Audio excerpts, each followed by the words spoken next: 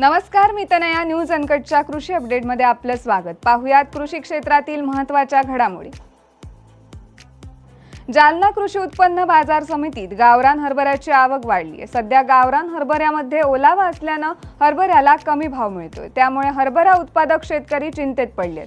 जालना बाजारात सध्या दररोज 9,500 ते 11,000 क्विंटल गावरान हरभऱ्याची आवक होत असून त्याला 5,275 रुपये एवढा सरासरी भाव मिळतोय. ऊस उत्पादक शेतकऱ्यांच्या ऊसाची रास्त आणि किफायतशीर किंमत देण्यासाठी देशातील साखर कारखान्यांकडून उत्पादित झालेल्या साखरेवर 10 ते 14% व्याज दराने माल तारण कर्ज देण्यात येतं.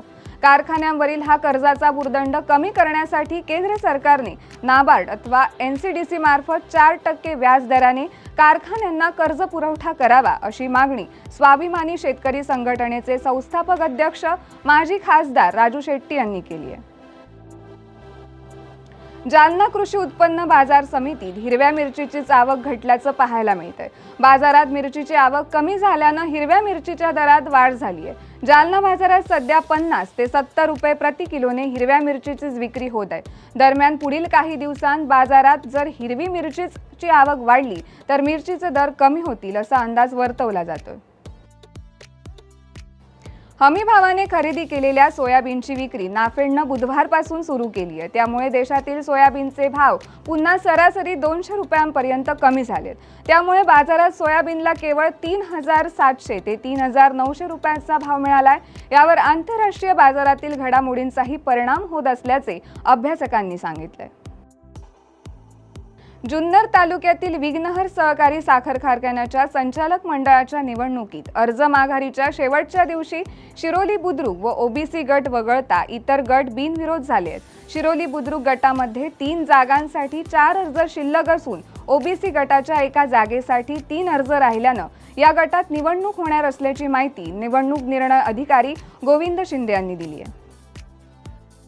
देशाच्या पशुधन आरोग्य आणि रोग नियंत्रण कार्यक्रमात सुधारणा करण्याच्या प्रस्तावाला केंद्रीय मंत्रिमंडळानं मंजुरी दिली आहे. तसेच यासाठी 2 वर्षांकरिता एकूण 3,880 कोटी रुपयांसह जेनेरिक औषधांसाठी 75 कोटी रुपयांची तरतूद करण्यात आली आहे.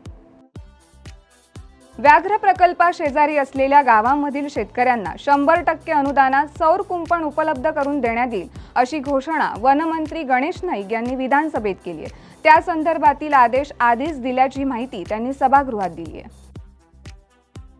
नैसर्गिक संकटांशी 2 हात करून शेतकऱ्यांनी बेदाणा निर्मिती सुरू केली आहे. यंदा नवीन हंगामाच्या सुरुवातीपासून बेदाण्याला चांगले दर मिळत असल्याचं सांगितलं जात आहे. सद्यस्थितीला बेदाण्याचे दर टिकून असून गतवर्षीच्या तुलनेत यंदाचा दर वेगाने प्रति किलो 60 ते 80 रुपयांनी अधिक असून त्यामुळे बेदाणा उत्पादक शेतकऱ्यांना मोठा दिलासा मिळाला. या बातमीसह वेळ झाली आहे कृषी अपडेटमध्ये. इथेच थांबायची. तोपर्यंत पाहत राहा न्यूज अनकट.